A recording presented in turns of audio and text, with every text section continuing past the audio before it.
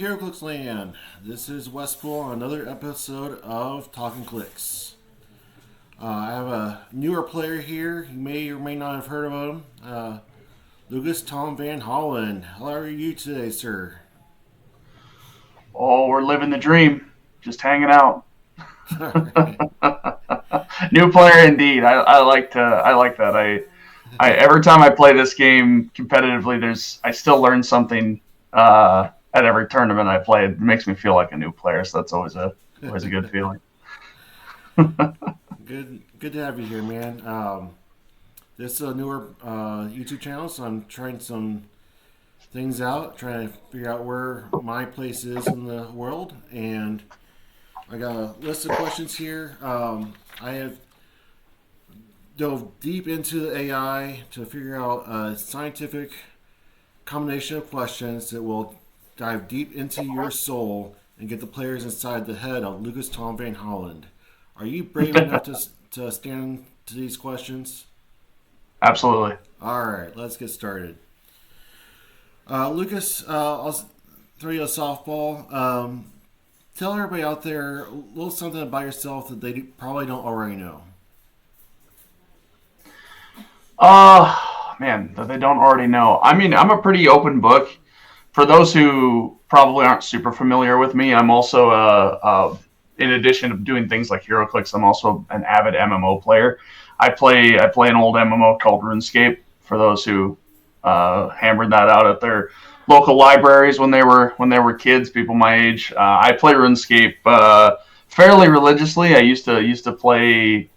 Well, certain times of the year, I'll play like 15 hours a day, depending on what's going on. Like right now, it's probably an hour or two. But yeah, I'm an avid scaper. For those who are familiar with the game. Awesome. That's cool. So I think that the best way to get to know somebody is through your stomach. Tell us what is the best sandwich. Oh man, the best sandwich. That's tough because that's a loaded question because when you talk about quality of sandwiches, like price plays a big part in that. But I'm pretty particular to an Arby's roast beef sandwich. I like that one quite a bit. Cool. With the cheddar sauce or without? No, plain. I'm a plain guy. Like I'm for lack of a better term, I'm a meat and potatoes guy. I'm a guy that I like my food pretty plain. All Like right.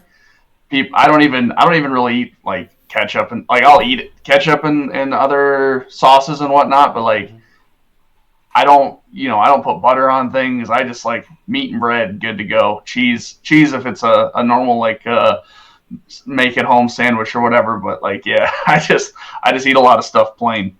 Cool. All right. So digging into HeroClix a little bit. Beetlejuice has been on the scene for a minute now. When he first was revealed, the sky was falling, like it is every other month in HeroClix. Yeah. Now it's been a minute. Has your perspective of Beetlejuice changed, or do you still think he's a menace to society? So I think the juice. Well, I mean, my perspective of juice has always been one that has countered kind of the community perspective. From day one, I was like, this guy's not that big of a deal. There's plenty of ways to deal with him, plenty of ways to put him down, right? Yeah, sure, you shape change, you can get mastermind, but like Colossus can still just punch him for 6, right? Pretty easily. It's not hard. Yes, it slows down teams that are heavily reliant on free actions. And if you were playing a team that's reliant on free actions and you don't have a way to deal with the juice, it can prove pretty difficult. But I think a lot of people have to remember that at the end of the day, what juice forces you to do is just play HeroClix the way that HeroClix was played back in, the late aughts. It's just move and attack, right? Right. Go up and hit somebody. And I think that's fine. I really do. I'm probably okay still. I'm still accepting of the camp of like time breakers probably shouldn't be able to bring out the juice, right? The damage that he deals probably shouldn't be done to characters that don't have a point value. I'm still in that camp, and I think that would be an acceptable errata that would make the community happy. but I really haven't really thought he's that big of a deal. I've seen some people play him to great effect, some of which have played it against me, and others they bring out their juice and he just instantly dies, right? And they just lose 100 points because they're not playing it correctly. It's There's a lot of nuance to the character, and I don't think it's just outright oppressive. I think that it forces people to build and play differently, and I think that's okay. Okay. Cats or dogs? Oh, cats, 100%. I got two of my own. You might, depending on where Hemingway's at and how either cuddly or upset he is with me for at the given moment, you might see him run across the screen. Who knows?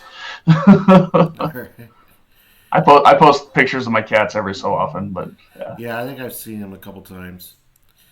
Um, you are a very accomplished player in the world of HeroClix. What is your proudest moment? What's your most proud achievement of HeroClix? I got a few.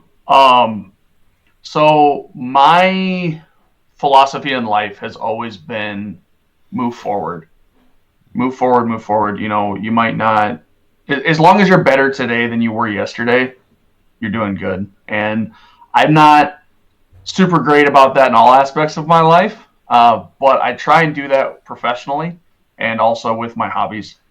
I try and get better. I try and grow, and I do that with HeroClix too. So, some of my proudest achievements were my first ever tournament win, which was, I recall correctly, it was Nebraska State's 2017 was my first ever tournament win with Jakeem Goblin King, Fast Horses Jean Grey. Back when you just TK'd out 8 squares for free, called in a Nick Fury and blasted someone to death. That was pretty proud for me. Another one, our first Rock Cup teams win. We won, myself, Isaac Denke, and Matty G won Rock teams in 2019. That was my first major tournament win. That's where the Phoenix Nest map comes from the Rock map. And then, stepping it up from there, the last year was a big year for me, just in general, right? I won Adepticon, I won the Rock Cup, got top 4 at Canadian Nationals, almost almost top 8 at U.S. Nationals, but it didn't go my way. Did all right at Worlds. I had a really good year last year, so and then this year seeing my name at the top of the ELO rankings is as fickle as that information is at the time at right now, because there's just not a lot of data to go off of in the grand scheme. It's still cool to see. And so I think my proudest achievement in HeroClix is just probably winning Rock teams the second time, with Scott and PJ.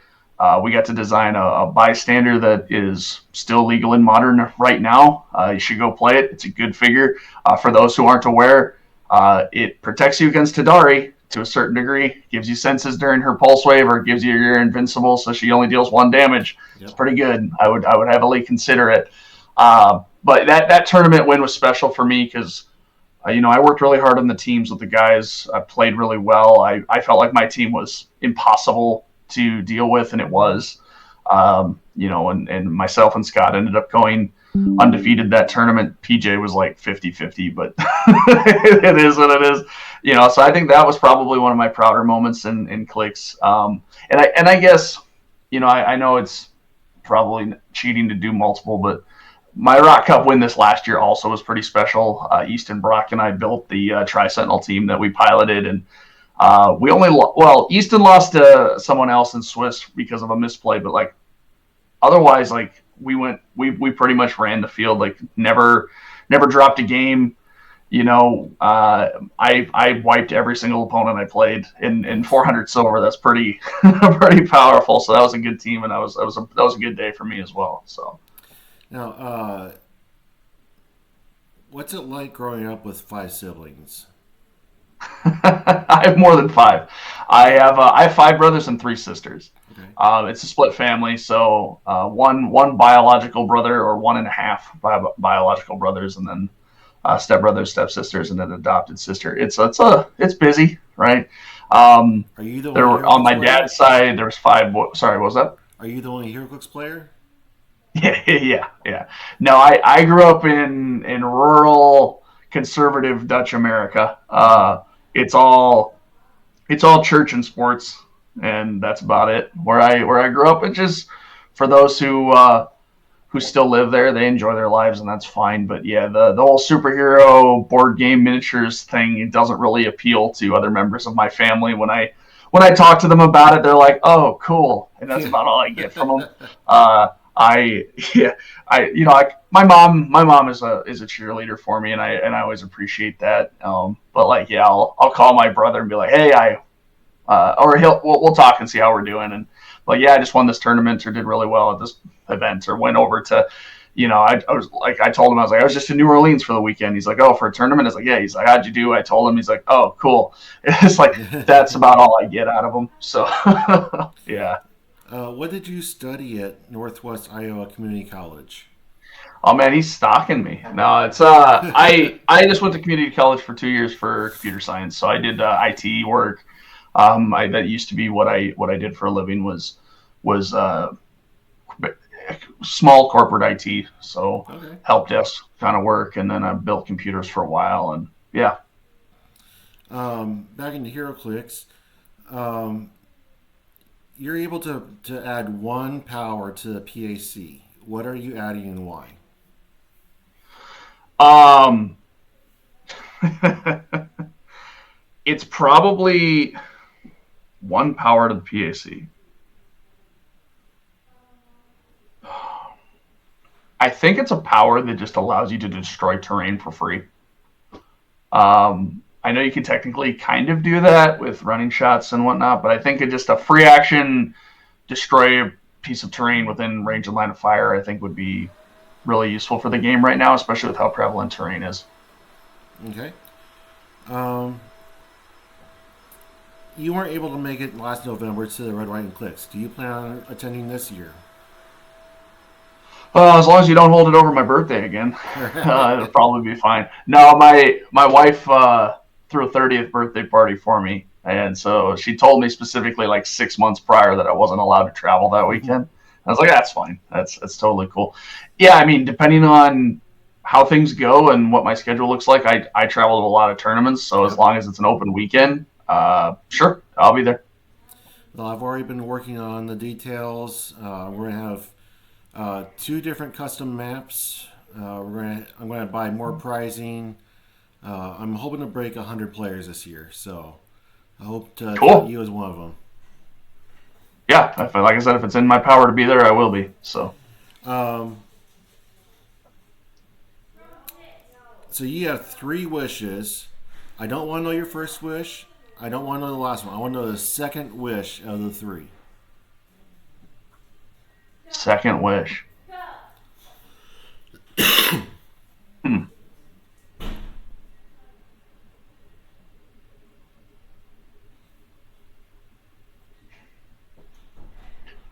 Probably to end pain. Physical Yeah, or I know that's a little vague, but I think just like the removal of pain from the world would probably be well. I guess that's hard, right? Because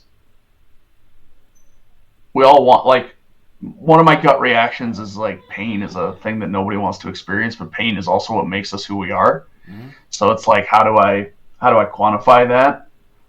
I would say probably the removal of physical pain, not emotional or mental, but just like not waking up in the morning and you can't walk because you bent your ankle up the wrong degree than it was supposed to be, 1 degree off from where it was supposed to be the night before and you didn't realize it or something like that. That's probably my second wish because, getting a little personal, that's caused a lot of a lot of problems for me the last probably 2 years. Is just the getting older, and I'm not even that old, Yeah. so Well, as somebody with multiple sclerosis, I would be glad to have no pain. I believe it. um, when you build teams, what is your most used character? Not the figure, but what's the character that you enjoy playing with the most? Well, so most used and enjoy playing with the most are they're two different things. I'm a Thor fan. I mean, I probably don't beat Jeremiah Peterson by any stretch of the imagination, but I do really enjoy Thor as a character. I always have. He's one of my favorites. So like if there's a Thor that's good or playable, it always gets me excited. When I'm building competitively though, like the name on the dial is irrelevant to me. It's not. It's not the information I'm looking for. I never start with I'm playing Colossus because I like Colossus as a character. I'm playing Colossus because his dial is good, right? Or Right. I'm playing Butterfly because it's just a good figure. When I play casually though, I well, see that's hard for me too because when I play casually, I don't like play the same things over and over again. As you can see over my shoulder, like every single one of those drawers is a HeroClix set. I've got a lot of stuff, like Right. most of us do, and I try and play with different things every time I play. So I don't know. I don't really have things that I gravitate towards or go to, um, unless it's preparing for a tournament and I'm just like trying to make something work. Along the same lines of that question, what is a character that has been made a lot in HeroClix, but they've never quite got the right uh, temperature of the figure? Superman. Okay. They have never gotten Superman right. All the cheap ones aren't strong enough, and all the expensive ones are way too weak. They've never. I think the closest we've ever gotten to Superman being Superman is the starter from Justice League Unlimited that has the quote from the TV show where he's like, "What we have here is a rare opportunity for me to cut loose." Mm-hmm. Where he hits you and then knocks you back, teleports behind you, and hits you again. Yep. I think that is probably the closest we've ever gotten to a Superman that makes sense as Superman. Um, but yeah, I mean, he's a hard character to quantify, Right. right? Because he's basically a god. He's invincible, Well, and over except for his when the lifetime, writing he's says he had isn't. so many different powers, all the way Yeah. to Christopher Reeve, where he can kiss you and take away your memories. Yeah, I think the shifting focus, Superman from What If, or sorry, World's Finest, not What If, World's Finest did a good job of like showing some of those different powers, the sides of them and whatnot. But I think that if WizKids like had one character that's like, all right, we need to do this character right now and not drop the ball on it. I think Superman is the one they could probably do the best on. Okay. All right, Lucas. What number am I thinking of? 42. No. All right, Marvel or DC? Marvel. Marvel. Stan Lee said it, I think, in some interviews 100 years ago or whatever. Like Marvel, their whole mission is to make you relate to the characters, right? That's why Spider-Man is so popular, Yep. and Marvel is relatable. DC is not. They're just ideas, right? They're like stoic ideas. Most characters in DC are not relatable at all. And where Marvel, it's like I can see myself as that dorky teenager that doesn't have any friends and can't ever be on time. I can see myself as that guy who's really struggling to make ends meet, or all these different things that they do with their characters, and then show that even when you're having issues, you can still be a hero in your own right. I think that's really cool. So I always Marvel for me. What is your favorite MCU movie so far? My favorite MCU movie, probably Endgame. Okay. It's Steve. probably the most. I mean, yeah, I get it. It was a nostalgia wave, but or like not even nostalgia wave, but just Easter egg. well, just fan service. It was Yeah. a fan service movie, right? Yeah. But like, it's probably I don't get excited in movies very often, like not like physically or vocally, but I think it was one of the first times I've ever cheered in a movie theater, like out loud. It was a great experience. So, my alter ego is Westpool. Um, Miles Kane has Aqua Miles. Ryan Redmond has Rebgorn. What is your superhero alter ego? Oh man, uh, probably just like some random rock that you walked past on the street when you went by and didn't realize it was me there the whole time. That is very similar to another person. Somebody said fly on the wall, where they just are there, nobody knows they're there. That's interesting. Um, Who is the most famous person you've personally met? Personally met. Probably either John Rhys Davies or Lars Mikkelsen. Okay. Um, are probably two of the most famous. So I work a charity event every year called Voices Against Cancer in Mm-hmm. Sioux Falls, South Dakota, and they do their celebrities come in, voice actors, that sort of thing, and they do signings and whatnot. And as somebody who's working for the organization, sometimes you just run into them or get to say hi or whatever. So Right. yeah, I've gotten my picture taken with both John and Lars, both great guys. They're probably the most famous people I've ever met, but at least the most memorable. Um, are there is there a any single HeroClix player that you have not played against that you would like to meet in person, sit across from? I've I've not played against. Well, so there's several people that I've met, like at tournaments, talked to, and everything, but I don't think I've ever played. I've never played Saul. I played Richie, but I never played Saul. Um, I'm trying to think who else I have never actually sat across the table from. Um, I play I play a lot, so I've played against a lot of people at Right. least once. West Coast, I think I've played against all the people that I know from over there. Clay from the South. I don't know. I played Miles. I played Jay. I don't know if I played Jay Patel. I don't know if I've actually ever played against Jay Patel.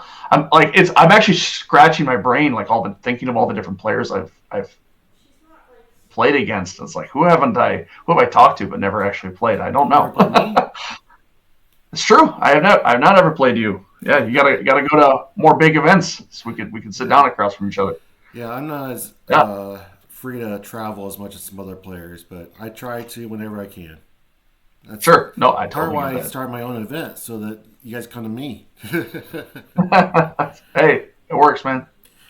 um, so a lot of times when somebody is a professional athlete, an actor, they hit the peak of their field and they just kind of coast.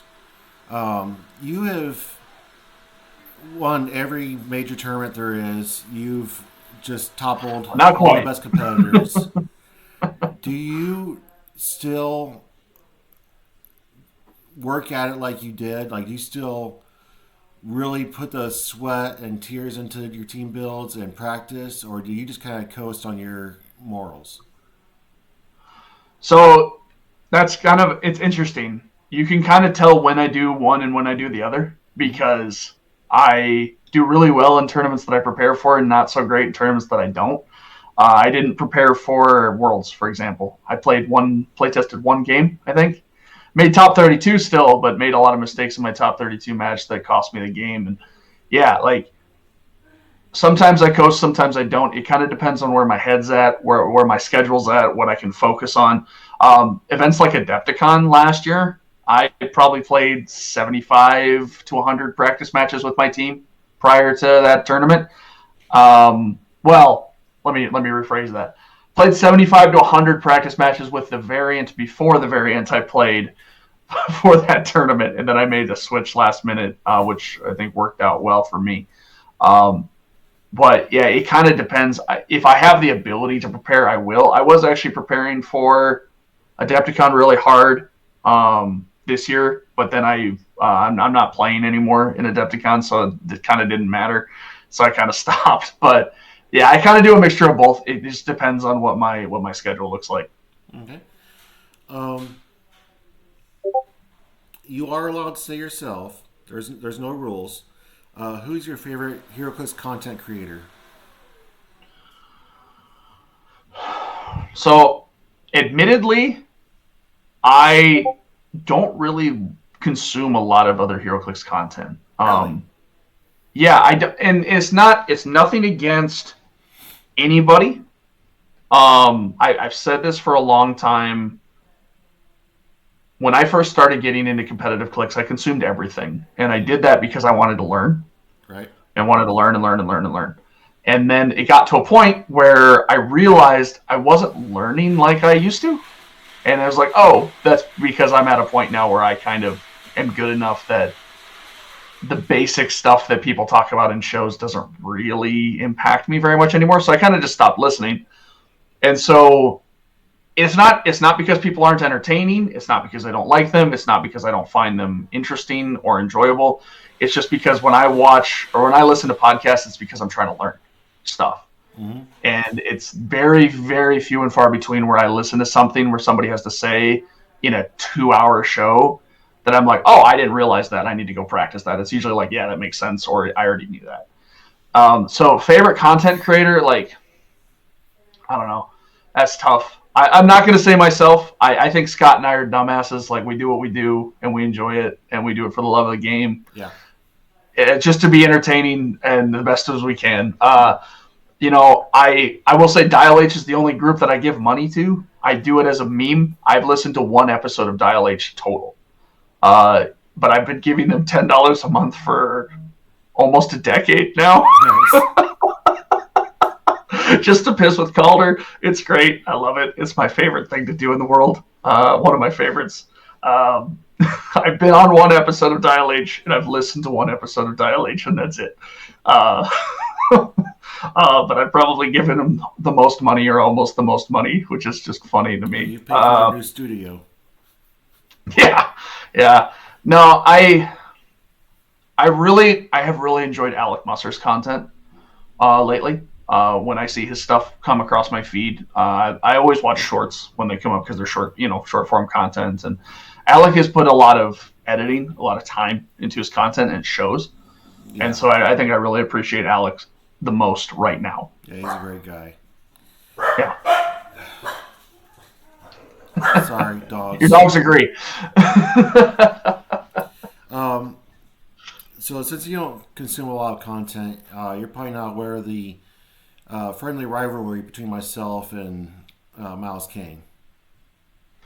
No, but I mean, it doesn't take much to get into a rivalry with Miles. He'll fight anyone.